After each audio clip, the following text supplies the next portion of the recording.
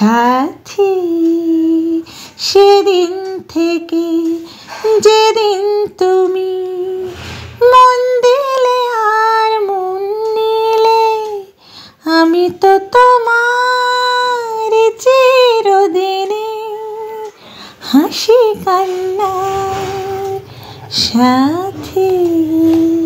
নমস্কার বন্ধুরা, কেমন আছো সবাই? আমার পরিবারের সকলকে স্বাগত জানাই। আমি তো ভালোই আছি, ঠাকুরের কৃপায় সবাই ভালো আছো। একটা রোমান্টিক গান নিয়ে আজকে তোমাদের সামনে ব্লগটা শুরু করছি। যদিও আজকে সকালটা আসানসোল একবার যাকে বলে কুয়াশার চাদরে ঢেকে গেছে, ঠিক আছে, পুরো ম্যাজে ম্যাজে ওয়েদার। তবু কী বলো তো, ফেব্রুয়ারি মাস, এটা হচ্ছে বাঙালিদের যেমন ফাগুন মাস, তো এখন ফাল্গুন মাস আসার আগেই ফেব্রুয়ারিতেই মানে ভালোবাসার সব মাস যেটা আর কি বলা হয় আর কি, ভ্যালেন্টাইন্স ডে আসছে খুব সামনেই আমাদের। তো সমস্ত মানে ভালোবাসাবাসী মানুষদের ভালোবাসাটা তো চিরন্তন, সেই জন্য এই ক্ষেত্রে বলছি যে সবাইকে আমার তরফ থেকে অভিনন্দন এবং ভালোবাসা এক্সট্রা, এই আর কি। তো সকালবেলা আজকে ব্রেকফাস্টে পোহা তৈরি হচ্ছে। তো এখনও মিত্রবাবু পোহাটা খাবে না, কেন কি ও তাড়াতাড়ি এখন লাঞ্চ করছে ডিউটির জন্য। তো লাঞ্চে আজকে সে রুটি খাবে। পোহাটা দেখো ঝরঝরে করে করার চেষ্টা করছি। নিচ থেকে তো দেখলে কারি পাতা তুলে আনলাম। আর তোমার সবজি তো আমি দিই, তো কারি পাতা, সর্ষে আর এলাচ এটা আমি দিই ফোড়নে, আমি এটা দিই, শুকনো লঙ্কা এগুলো দিই, একটু ঘি দিয়ে দিই, ঘি সাদা তেল দুটো মিশিয়েই আমি চাপাই। তো তারপরে গোবিন্দভোগ চিড়ে, যেটা শীতকালে আমাদের ঘরে খুব ফেভারিট, মানে দই চিড়ে খাওয়ার থেকে পোহাটাই বেশি হয়। এখন দই চিড়ে বা দুধ চিড়ে এগুলো খাওয়া উঠেই গেছে বাড়িতে, জানো তো, কি বলবো, সব মুখের পরিবর্তন। তো সেই জন্য এখন এই পোহাটা হয়ে গেছে। সুজির পোহাটাও খুব ভালো লাগে, কিন্তু গোবিন্দভোগ চিড়ের পোহাটা সব থেকে মানে দারুণ। আর লাঞ্চে দেখো এই একটা লাঞ্চ বানাবো, ফুলকপি গাজর আলুর তরকারি। আর এই শিমগুলো মিনা দিয়ে নিয়ে এসছে, শিমগুলো ভীষণ মানে বুড়ো হয়ে গেছে, বীজওয়ালা শিম। অনেকেই কিন্তু বীজওয়ালা শিম পছন্দ করো, কিন্তু আমাদের বাড়িতে আমরা একদম খাই না বীজ, মানে ইউরিকের জন্য, মানে ওটা শুনেছি আর কি, তো একদম খাই না। আজকে 9টা, এখন বাজে 9টা, শুক্রবার। দেখাতে পাচ্ছি কি কুয়াশা, আর ভাল লাগছে না ভাই, যাই বলো। আর আমার এই কাল থেকে এগুলো সমস্ত কালকের কাঁচা, এতক্ষণে মেল বা সাহস পেলাম। বাড়িতেও তো ভেজা ভেজা থাকছে না। আর দেখো ফুলগুলো ফুটেছে, কি সুন্দর লাগছে, কিন্তু ভীষণ ছাদ নোংরা। এত ছাদ নোংরা হয় না, আবার ছাদ পরিষ্কার করতে হবে। নত করেই আছেন, মাথা তোলবার ক্ষমতা নেই। আর একটা এই কালারটা কমন, কিন্তু খুব ব্রাইট। বাবু নিচে এখন মুড়ি খাচ্ছে, ও পোহা নিয়ে যাবে টিফিনে। আজকে লাঞ্চে রুটি খাবে ঠিক করেছে। কেন কি বলো তো, ওই মাটনের ঝোল আছে, মাটনের ঝোল দিয়ে আজকে রুটি খাবে। দেখি আমি আর মা একটু ভাত খাবো। আমার ভাত ছাড়া ভালো লাগে না, যাই বলো তাই বলো, যেমনই ওয়েদার হোক। এই গোলাপটা ফুটলোই না। এই যে একটা ডাল ছেড়েছে, জানি না এই ডালটা মানে কি, মানে ঠিক ডাল নাকি।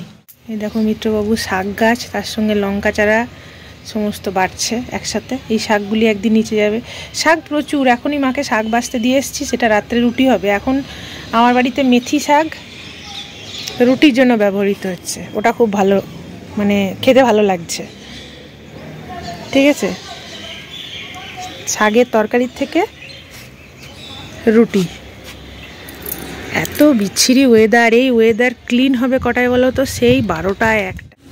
এই যে আমার পোহা ঝরঝরে, এটাতে জল না দিলেই ভালো হয়, জল দিলেই সুজির পোহা চিড়েতে জল যদি দেওয়া হয় না, তাহলে ভীষণ মানে কাদা কাদা হয়ে যায়। এই যে ঝরঝরে হয়েছে জল ছাড়া। খেয়ে দেখি। এখন মান্তুর এখন রেডি হতে দেরি আছে, আমার খিদে পেয়ে গেছে। ইয়াম্মি, ভালো হয়েছে। এখন চুলটার দিকে তাকালে না, মিত্রবাবু ওখানে ফোনে কথা বলছে, চুলের দিকে তাকালে নিজেরই কান্না লাগে। চুলের লেন্থটা আমার খুব লম্বা ছিল না, কিন্তু মোটা চওড়া ছিল। তো এমনি কোনো সমস্যা নেই আমার, যে পেটের সমস্যা কি, হ্যাঁ মেন্টালি বলতে পারো, মানসিকভাবে এই যে ডিপ্রেশন ওইসবের জন্য কিন্তু চুল চলে যায়। ভালো হয়েছে, মিষ্টিটা ঠিক হয়েছে। মিষ্টি বেশি দিতে পারি না, মিষ্টি বেশি দিলেই না মান্তু বলবে এত মিষ্টি দিয়েছো। বাবা আমি খাচ্ছি, ভালো হয়েছে। ওয়েদার যেমনই হোক তার মধ্যেও চা না কফি খাবি? লাল চা খাবি? লাল চা কেন খাবি? পোহার সাথে একটু কফি করি অল্প করে। দুধ চা করছি আমি, খেয়ে করছি। তুই পোহাটা খা। আরে তুই পোহাটা খা, আমি খেয়ে নিয়ে দুধ চাটা করছি। ও চলে যাবে, মাঝে মাঝে ও থাকলে আমি ওর হাতে একটু খেতে পাই। সবসময় ভালো লাগে না জানো তো, আমার মতো অবস্থা নিশ্চয়ই তোমাদের অনেকেরই। নিজে রান্না করে সবসময় ভালো লাগে খেতে, ভালো লাগে না। মনে হয় কেউ একটু খাবার বানাক। মিত্রবাবু তো ওইসব ধারে কাছে যায় না। ও আমি যখন থাকি না তখন ঠিক আছে, ঠিক আছে, ট্রান্সফারে গিয়ে নিজের গুণগুলো বার করে। দেখো সব হাজবেন্ডরা তো এক রকম হয় না। যেমন আমি আমার ভাইয়ের কথা বলছি, আমার ভীষণ ভালো লাগে। ও বাইরে এত সারাদিন ব্যস্ত থাকে, এত কিছুর মাঝেও ও চিকেন বা বাড়িতে এসে কোনো ভালো রান্না হচ্ছে বা মাও যদি থাকে অনন্যার কাছে, তাহলে ওর মধ্যে একটা গুণ দেখেছি, ও না গিয়ে খুন্তিটা নাড়বে, কি আচ্ছা এটা করছো, আচ্ছা ছাড়ো এটা আমি করছি, বা এই আইটেমটা আমি কিন্তু করবো, এটা তোমরা ছেড়ে দাও আমি করছি। বেশ এটা রেগুলারিটি হিসেবে না হলেও যদি উইকে একদিনও হয় তাহলে দেখবে একটা অন্যরকম ভালো লাগে। এগুলো করতে হয়। তো সবার মধ্যে তো সবাই তো একই রকম হয় না। তো বেশিরভাগ ক্ষেত্রে যেটা হয় সেটা হচ্ছে আমাদের মিত্রবাবুর মতো পাবলিকই হচ্ছে বেশিরভাগ ক্ষেত্রে। তো আমি তো সবাইকে অত সবার বাড়ি বাড়ি ঘুরি না, আমি আমার মনের কথা শেয়ার করছি। তোমরা খালি মিলিয়ে নিও কার হাজব্যান্ড কীরকম। তো এটাই বলছি, যার হাজব্যান্ড একটু হলেও মানে এইগুলো বোঝে তো তাদের বেশ কপালটা ভালো, এটাই আমি বলবো।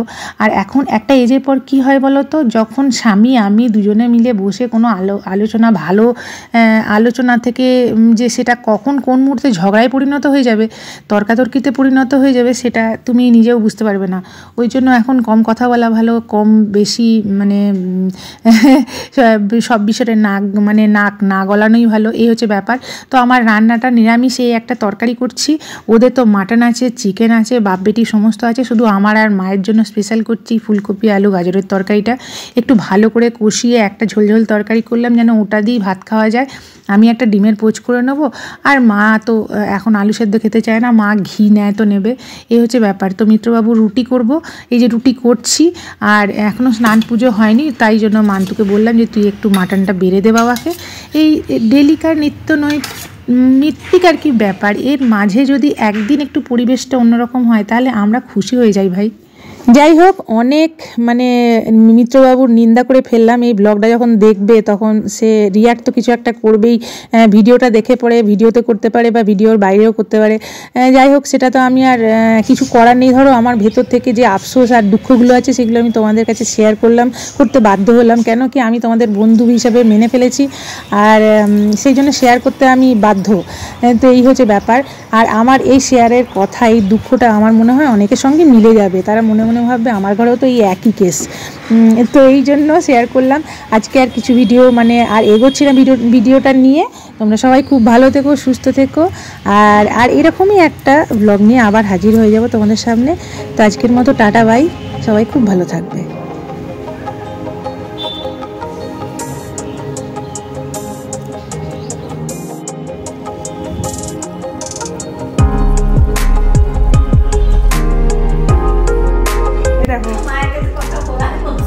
আমার লাঞ্চ, এটা হচ্ছে আমার লাঞ্চ। আরে ওরকমই এসে